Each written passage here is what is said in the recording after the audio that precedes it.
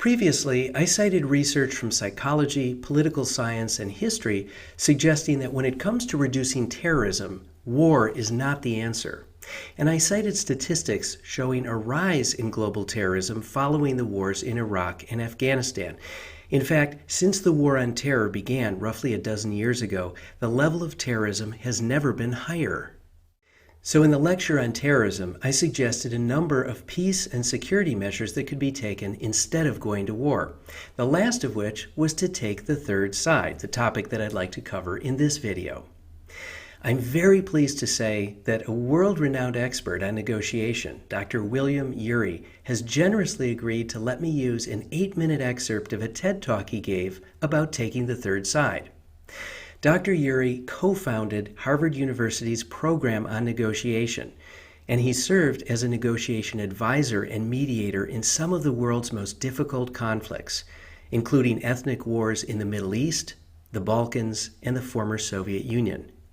During the 1980s, he also helped the United States and Soviet Union create nuclear crisis centers designed to avert an accidental nuclear war, and in that capacity, he served as a consultant to the Crisis Management Center at the White House. It gives me great pleasure to introduce Dr. William Ury.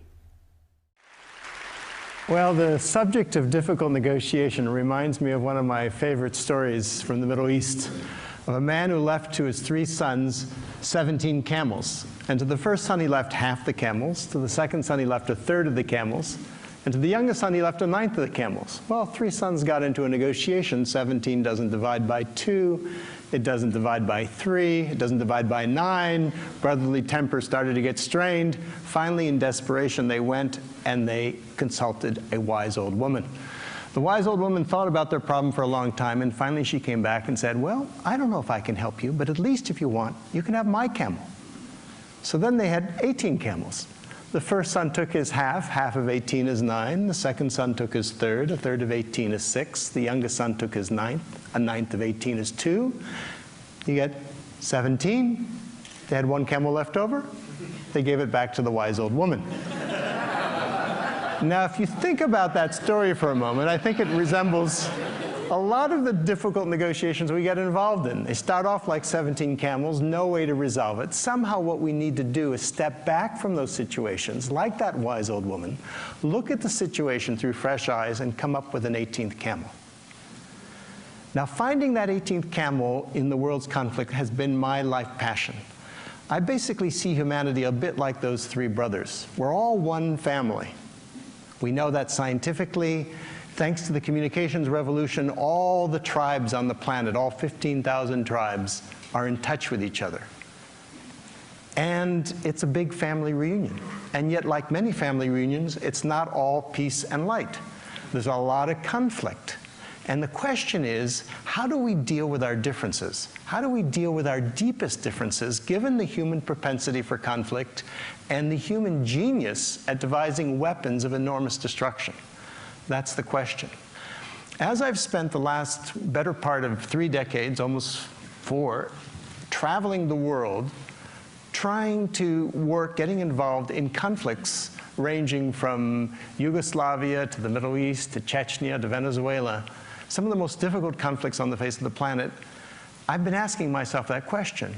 And I think I've found, in some ways, what is the secret to peace. It's actually surprisingly simple. It's not easy, but it's simple. It's not even new. It's maybe one of our most ancient human heritages.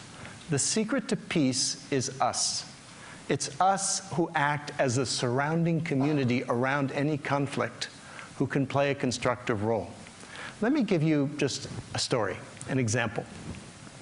About 20 years ago, I was in South Africa working with the parties in that conflict, and I had an extra month, so I spent some time living with several groups of San Bushmen. I was curious about them, about the way in which they resolve conflict. Because after all, within living memory, they were hunters and gatherers living pretty much like our ancestors lived for maybe 99% of the human story. And all the men have these poison arrows that they use for hunting, absolutely fatal. So how do they deal with their differences?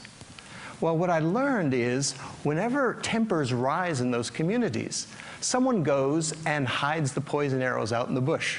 And then everyone sits around in a circle like this, and they sit and they talk. And they talk. It may take 2 days, 3 days, 4 days, but they don't rest until they find a resolution, or better yet, a reconciliation. And if tempers are still too high, then they send someone off to visit some relatives. There's a cooling off period. Well, that system is, I think, probably the system that kept us alive to this point, given our human tendencies. That system I call the third side. Because if you think about it, normally when we think of conflict, when we describe it, there's always two sides. You know, it's Arabs versus Israelis, labor versus management, husband versus wife, Republicans versus Democrats. But what we don't often see is that there's always a third side. And the third side of the conflict is us. It's the surrounding community. It's the friends, the allies, the family members, the neighbors. And we can play an incredibly constructive role. Perhaps the most fundamental way in which the third side can help is to remind the parties of what's really at stake. You know, for the sake of the kids, for the sake of the family, for the sake of the community, for the sake of the future, let's stop fighting for a moment and start talking. Because the thing is, when we're involved in conflict, it's very easy to lose perspective. It's very easy to react. Human beings, we're reaction machines. And as the saying goes, when angry, you will make the best speech you will ever regret. And so the third side reminds us of that. The third side helps us go to the balcony, which is a metaphor for a place of perspective where we can keep our eyes on the prize. Let me tell you a little story from my own negotiating experience. Some years ago, I was involved as a facilitator in some very tough talks between the leaders of Russia and the leaders of Chechnya. There was a war going on, as you know. And we met in The Hague, in the Peace Palace, in the same room where the Yugoslav War Crimes Tribunal was taking place. And the talks got off to a rather rocky start when the vice president of Chechnya began by pointing at the Russians and said, "You should stay right here in your seats because you're going to be on trial for war crimes." And then he went on, and then he turned to me and said, "You're an American. Look at what you Americans are doing in Puerto Rico." And my mind started racing. Puerto Rico, what do I know about Puerto Rico? I started reacting. But then I tried to remember to go to the balcony. And then when he paused and everyone looked at me for a response, from a balcony perspective, I was able to thank him for his remarks and say, "I appreciate your criticism of my country, and I take it as a sign that we're among friends and can speak candidly to one another. And what we're here to do is not to talk about Puerto Rico or the past. We're here to do just to see if we can figure out a way to stop the suffering and the bloodshed in Chechnya." The conversation got back on track. That's the role of the third side, is to help the parties go to the balcony. In the last 35 years, as I've worked in some of the most dangerous, difficult, and intractable conflicts around the planet, I have yet to see one conflict that I felt could not be transformed. It's not easy, of course, but it's possible. It was done in South Africa. It was done in Northern Ireland. It could be done anywhere. It simply depends on us. It depends on us taking the third side. So let me invite you to consider taking the third side, even as a very small step. We're about to take a break in a moment. Just go up to someone who's from a different culture, a different country, a different ethnicity, some difference, and engage them in a conversation. Listen to them. That's a third side act. The secret to peace is the third side. The third side is us. Each of us, with a single step, can take the world, can bring the world a step closer to peace. There's an old African proverb that goes, "When spider webs unite, they can halt even the lion." If we're able to unite our third side webs of peace, we can even halt the lion of war. Thank you very much. A very wise perspective. Dr. Ury literally wrote the book on the third side, and if you're interested in learning more or you'd like some tips on negotiation, a good place to start is with one of his books. The third side goes into more detail about peace-building measures and conflict resolution. And Getting to Yes is a bestseller that's sold over 8 million copies and has been translated into more than 30 languages. A hallmark of the approach advocated by Dr. Ury and his co-author Roger Fisher is what they call principled negotiation. Principled negotiation boils down to 4 key points. First, separate the problem from the people. Don't get into personal attacks. Second, focus on underlying interests rather than expressed positions. Positions are fine, but they're not the whole story. You have to dig deeper. Third, generate a variety of options before deciding what to do. Don't narrow your options prematurely. And fourth, insist that the result be based on some objective standard, market value, scientific judgment, what have you. This last point is important because of the distortion that often arises between parties in a negotiation. In fact, Fisher and Urey warned that whatever you say, you should expect that the other side will almost always hear something different. And this applies to negotiations not just between countries or corporations, but between family members, friends, tenants and landlords. This approach can be applied at any level. Let's pause for a pop-up question about a key element of principled negotiation just to make sure that it's clear. Returning to Dr. Urey's talk about the third side, you might be thinking, well, it's a lovely idea that individuals and communities can bring about peace, but isn't it a little bit idealistic, a little bit naive? Individual citizens aren't going to be any match for police and soldiers with guns or governments that rule by force, right? Well, you could have said the same thing about apartheid in South Africa, but apartheid is gone. You could have said that about colonial rule in India, but colonial rule is gone. In fact, you could have said that about dictatorships and colonial rule in many countries, but over the past century, democracy has been on the rise, often as a result of ordinary citizens making their voices heard, and in some cases, making their voices heard with the help of other parties taking the third side. To me, one of the best examples of how individual actions can have amazing effects is the case of Wangari Maathai, a Kenyan who in 1971 became the first East African woman to receive a PhD, and who went on to found the Green Belt movement in 1977. The background is that beginning in the 1960s, Kenya suffered tremendous deforestation as a result of government corruption selling off public lands, growing cash crops like tea, and other factors. And this deforestation was increasing poverty, hunger, and conflict because the water was drying up. People couldn't get fuel for cooking. Habitat was being destroyed, and so on. Now, if you look at this landscape and imagine the task of changing it, you might feel overwhelmed. How could you counteract the deforestation of a country as large as Kenya?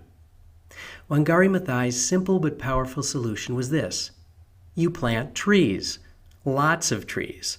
So she spoke to other women and began a tree planting campaign that the Greenbelt movement continues to this day. All told, over 50 million trees have been planted, and over 30,000 women have been trained in forestry, beekeeping, and other occupations that are providing them with income, preserving the environment, and fighting climate change.